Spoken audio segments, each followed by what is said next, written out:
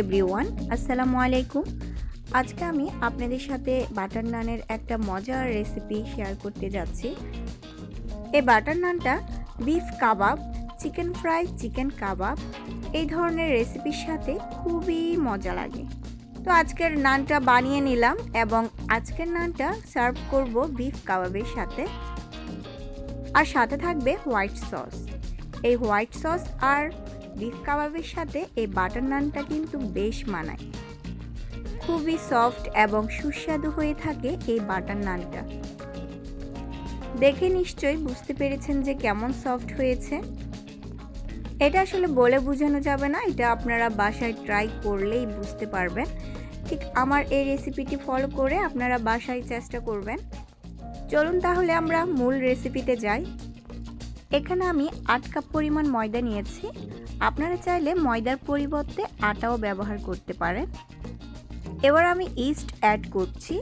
প্রতি 4 কাপ ময়দার জন্য হাফ টেবিল চামচ পরিমাণ ইস্ট ব্যবহার করতে হবে।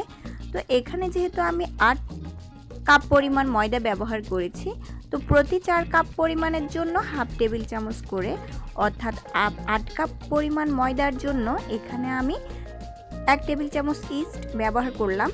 তো এর মধ্যে আমি 6 টেবিল চামচ পরিমাণ চিনি ব্যবহার করলাম, আর লবণ দিয়ে দিলাম পরিমাণ মতো। তো এরপর যেটা করেছি, সয়াবিন তেল দিয়ে দিলাম 5 টেবিল চামচ পরিমাণ। তো সয়াবিন তেলের পরিবর্তে আপনারা এখানে চাইলে বাটারটাও ব্যবহার করতে পারেন। তো আমি বাটার দিচ্ছি না, এখানে আমি সয়াবিন তেলটাই ব্যবহার করলাম। আর ঠিক এই প্রসেসে ময়দার সাথে সম্পূর্ণ মিশ্রণগুলো ঠিক এইভাবে মিক্স করে নিতে হবে। এই ময়দার মিশ্রণটার মধ্যে গুঁড়ো দুধটাও ব্যবহার করতে পারেন, বাট আমি গুঁড়ো দুধ ব্যবহার করছি না, আমি সরাসরি এখানে লিকুইড দুধটাই ব্যবহার করলাম। আপনারা চাইলে লিকুইড দুধের পরিবর্তে সাদা পানিও ব্যবহার করতে পারেন। সেক্ষেত্রে পানিটা হতে হবে কুসুম গরম পানি। খুব বেশি পরিমাণ গরম পানি নিতে যাবেন না, এতে করে ডোটা সিদ্ধ হয়ে যাবে। যেহেতু আমি সাদা পানি ব্যবহার করছি না, লিকুইড দুধ ব্যবহার করছি, তো সেজন্য এটাকে আমি কুসুম গরম করে নিয়েছিলাম। তো দেখতে পেলেন ঠিক এই প্রসেসে ডোটাকে মেখে নিতে হবে এবং হাতের মধ্যে আরও কিছু পরিমাণ তেল নিয়ে ঠিক এইভাবে মেখে নিতে হবে। এই ডোটাকে যত বেশি মথে নেওয়া হবে, রুটিগুলো তত বেশি সফট এবং ফুলকো ফুলকো হবে। ডোয়ের উপরে সামান্য পরিমাণ তেল মেখে ঠিক এইভাবে সেট করে নিব, একটা র্যাপিং পেপার দিয়ে সেট করে নিব। এরপর ভারী একটা ঢাকনা দিয়ে এটাকে ঢেকে নিব।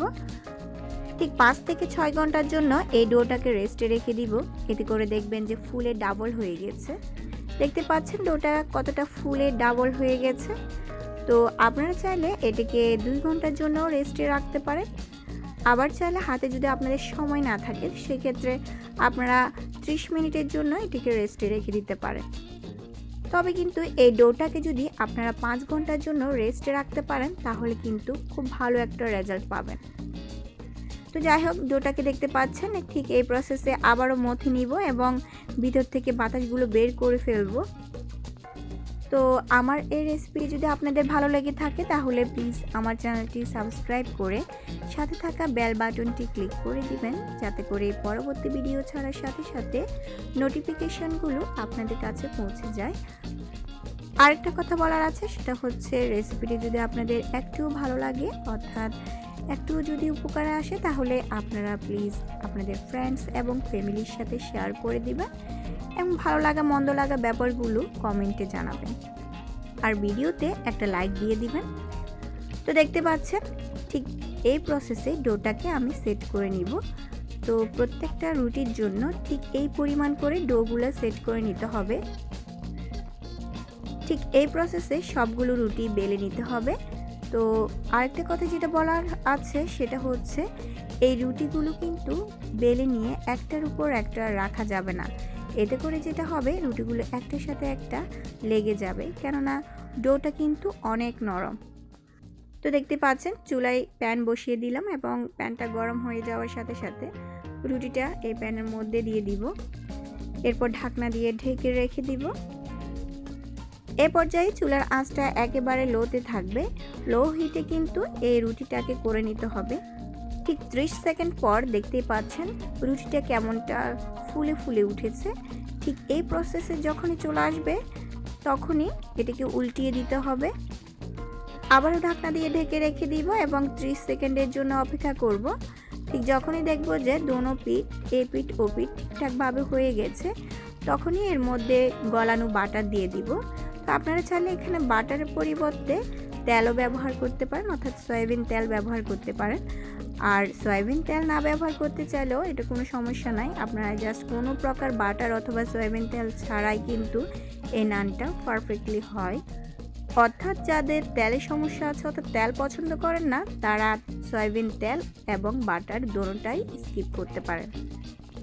তো এটা যেহেতু বাটার নান সেজন্য আমি বাটার ব্যবহার করলাম, আর বাটার ব্যবহার করার কারণে এই নানের টেস্টটা কিন্তু দ্বিগুণ হয়ে গেছে। তো গরুর মাংসের সাথে এই নানগুলো খেতে যে এত টেস্টি হয়েছে এটা আসলে বলে বোঝানো যাবে না। তো আপনাদের প্রতি একটা রিকোয়েস্ট থাকবে, আপনারা প্লিজ এই রেসিপিটি বাসায় একবার হলেও ট্রাই করবেন। আর রেসিপিটি যদি ভালো লাগে থাকে তাহলে ফ্রেন্ডস এবং ফ্যামিলির সাথে শেয়ার করে দিবেন।